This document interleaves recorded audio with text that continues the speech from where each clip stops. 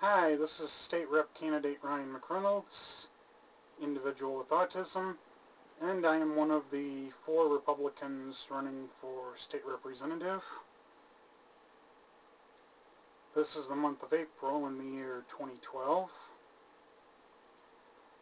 And, well, the month of April, let's see. There are some significant things to it. For instance, April is usually the month of Easter, which is the month of the celebration of the resurrection of our Lord and Savior Jesus Christ. Well, yeah, on Easter Sunday that day anyways, we observe that. And on Good Friday we observe His crucifixion.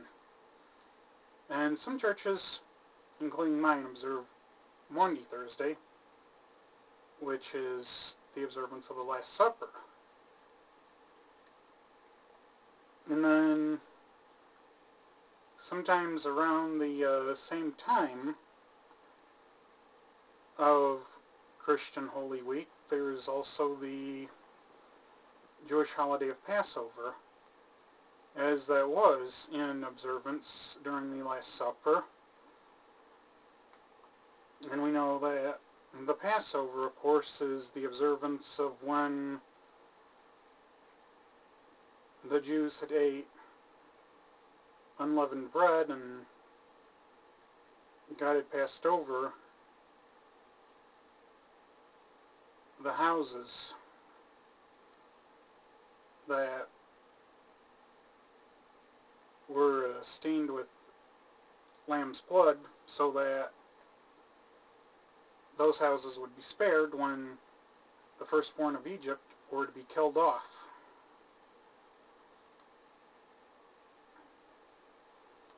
So, I've got holidays covered other than, oh yeah, occasionally also during Christian Holy Week there's the Jewish holiday of Purim, which observes when the Jews were spared from Haman's edict on annihilating them, as a new edict was written to allow for the Jews to fight for their lives so that they could be spared. And it worked. Good thing too, considering that I have a trace of Jewish ancestry in me myself, and if Haman's edict had succeeded, I wouldn't be here. And granted, yeah, my faith is Christian and my denomination Lutheran, but still, all in all, and you wouldn't necessarily know by my last name, McReynolds, an Irish name, that there was even a trace of Jewish blood in me to begin with, but, there you go. But anyways, in addition to the Christian and Jewish holidays being mentioned, it's also Autism Awareness Month and Child Abuse Awareness Month. Some people would ask, is it a good idea to have awareness of both of those in the same month? I say yes, because you know what? There are autistic children out there that get abused. One example is there's a school called the Judge Rottenberg Center that basically straps electric stuff to the autistic child to shock the autistic child when the child's supposedly misbehaving. But I bet you there are people on staff that will shock them just for the heck of it. Because I know abusers can, be like that, of course, And then, for all you Michigan residents watching this, the case that comes close to home is Callista Springer, who was alleged to have had pervasive developmental disorder, which is on the autism spectrum, so if she really did have that, she would have definitely been on the spectrum. But I don't believe for one moment that she was ever any kind of a problem child, as, her abusive parents claimed and all that. And even if she was, PDD or any kind of disability or special needs or whatever, that is no excuse to chain the child to the bed, you know.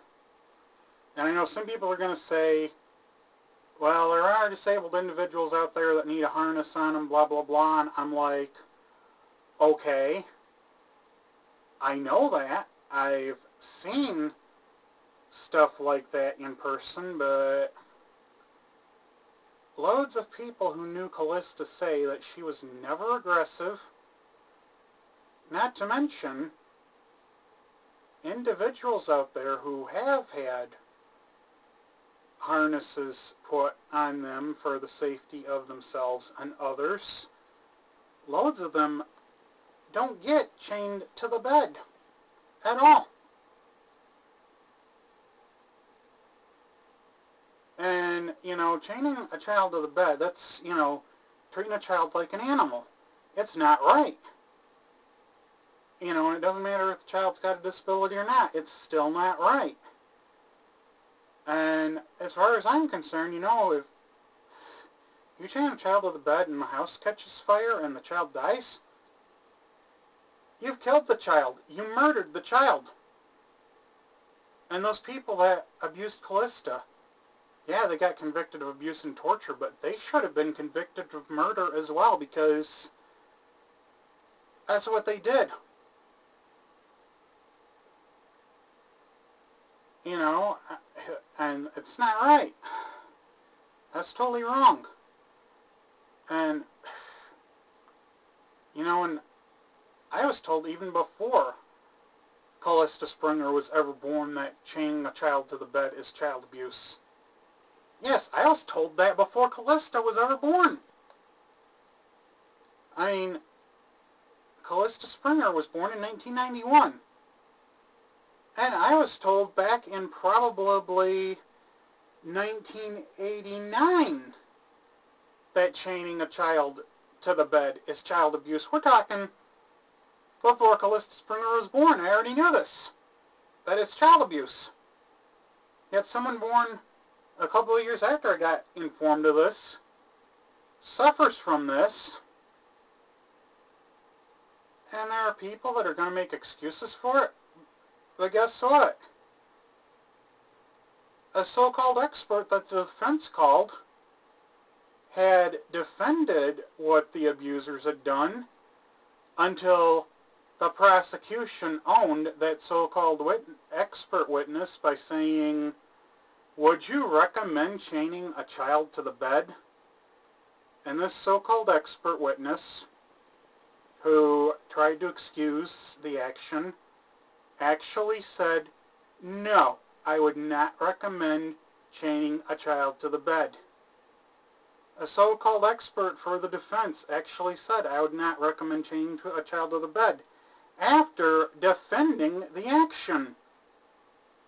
Isn't that something? To defend the action only to then admit you would never recommend it. What does that say? That should explain. That should say just how wrong it is to do this. There was an autistic boy that got stuffed in a duffel bag with excuses for doing it. The mom was furious, and the mom had made a comment about, what if there had been a fire? Oh, somebody on staff could have, carried him out. Hello? That kid could have gotten injured in the process or even wound up dead. There's no excuse for stuffing a child in a duffel bag. If that had happened to me, my mom and dad would have raised fury over this.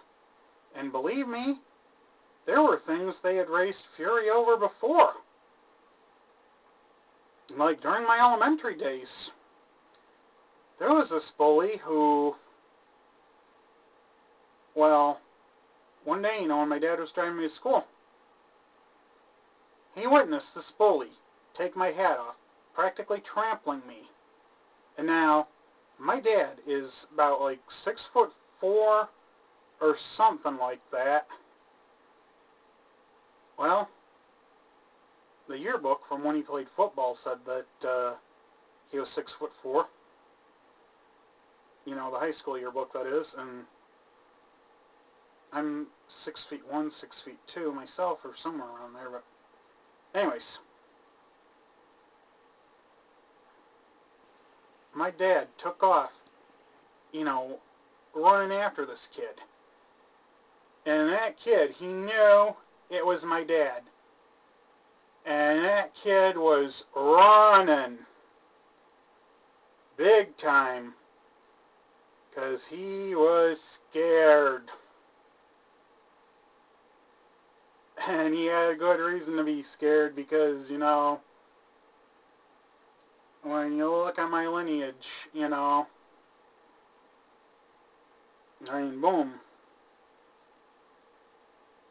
When my dad was a kid, the dentist had, done, I don't know or remember what the detail was, but whatever it was, it had inflamed my grandfather, who died before I was born, and so I never met him, but I do know that my dad carries some of his traits, and I carry some of those same traits too, and I don't remember now what it was that my grandpa did, but it was something that was basically kind of in the line of hell raising or something, and because my grandfather was not one to put up with crap. My dad didn't put up with crap either, and I don't either, and why else do you think I'm running for state rep? Boom. People out there will say that, the abuse against the disabled will never stop. Well, you can help stop it, I certainly can help stop it. Boom. Yeah, look at the fact, that, blacks had gotten enslaved, and then they were freed from slavery. But even after a constitutional amendment was put in that granted them the right to vote, as there was an amendment put into the Constitution saying that the right to vote shall not be infringed based on the color of your skin, efforts were made to keep blacks from voting. And so, while some blacks voted for the first time after the Civil War was over with, there were a whole bunch that still did not get to vote because of efforts made to keep them from voting, such as creating a voting tax because loads of blacks at the time didn't have enough money to pay for it, and other factors such as if you weren't allowed to vote before such and such date, you can't vote, and so many other things done. But they fought, for their rights. And likewise, disabled individuals, including individuals with autism, need to do the same. And talking about abuse, well, when my uncle was married to his third wife, she had a son from a prior marriage that had muscular dystrophy. Now, the bus driver transporting my uncle's stepson to school was informed, you drive only on the main roads. That's it. Because all the other roads, granted, sure, his stepson may have had to ride those when visiting the house of a friend or a relative, but, that's a whole nother scenario there, but, And then the bus driver drove on the bumpy roads. The bus driver, did more than what was necessary with that kind of driving. The driver was supposed to stay on the main roads. But the driver didn't listen, so one day, when my uncle's stepson, not only did he have muscular dystrophy, he also had a rod in him as well, and basically, he wasn't usually one to complain in spite of having muscular dystrophy. But one day, he gets home, and he's telling my uncle, get me to a hospital. And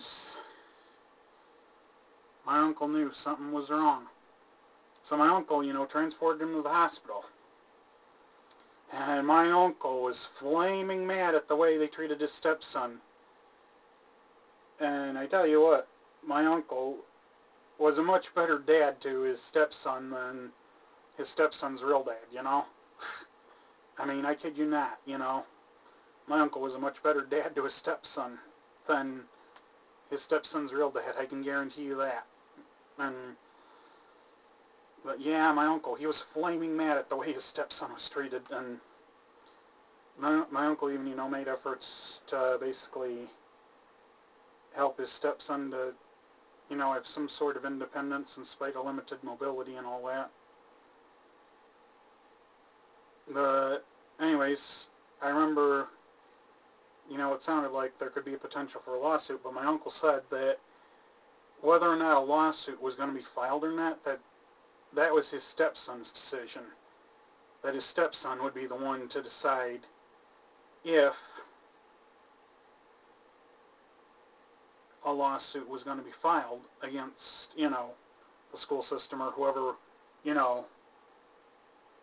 committed the negligence and all that. But my uncle also, informed his stepson, don't make lawsuit filing into a career like what some people do, because, yeah, there are people out there that file bizarre lawsuits and make a career out of it, which makes it hard, of course, for people with legitimate reasons to sue to get their cases heard.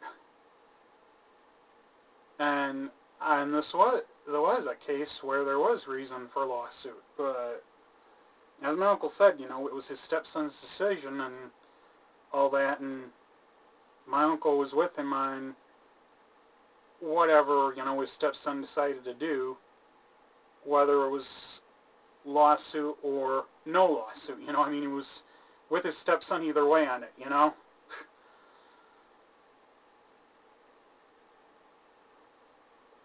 And yeah, I don't get why there are people out there that think it's okay to abuse children, especially if they're disabled, or why people out there think it's okay to abuse the disabled to begin with, and all that. I mean, and stuff like this, is part of why I've chosen to run for state rep. I mean, boom.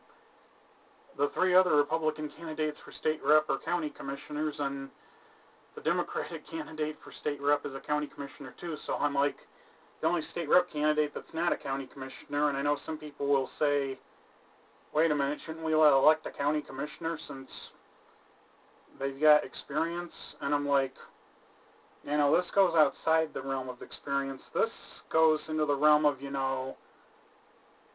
who is best able to represent, and, well, people with autism and other disabilities, they need representation. I mean, granted, the Lieutenant Governor of Michigan, Brian Kelly, has a daughter on the autism spectrum, so we've got some representation already in the state capitol in that regard. But we need more than Brian Kelly to represent. We need someone like me to also represent too, Someone who actually is on the spectrum, we need to represent the autistic. And I believe I can serve well if I am elected. And, and if you want to contact me and stuff, all you gotta do is send me a message through YouTube after, you're done watching this video. And you can ask for my postal mailing address and all that. Or if you want, ask me a question directly through YouTube itself, that's cool too. Or you can even find me on Facebook and all that, because, on my Facebook it indicates that I live in Birch Run, Michigan, and it also lists Rochester Hills as hometown, since Rochester Hills is where I was born, but yeah, I live in Birch Run, but yeah, if you look for my Facebook and you look up current city, Birch Run, hometown, Rochester Hills, that's me. And you can even ask me questions through there, you know, if you want. Anyways, I hope this video has been informative and all that for you, and then if you choose other candidates, you know, I'm not going to be mad at you for that, because, I mean, you do have a right to your choice on who to vote for, but, you know, I hope you will give all of us candidates, you know, a chance to speak our voices, speak our minds, and then decide, okay, you know, and some of you might be like, okay, yeah, I, Ryan McReynolds, am your candidate. Although I know some of you might decide, nah, I'd rather vote for Ann Doyle, nah, I'd rather vote for Tim Kelly, nah, I'd rather vote for Dennis Kraft, or some might even say, nah, I'd rather vote for Judith Lincoln, you know, I mean, okay, but I know some of you, after watching this, may say that something like, Ryan McReynolds is definitely my candidate. But, you know, like, I ask, you know, that you give all of us a chance, you know, to speak our piece and all that, and then after you hear from each of us, you know, make a choice, you know, and decide, okay, which of us do you prefer? Anyways, thanks, and God bless.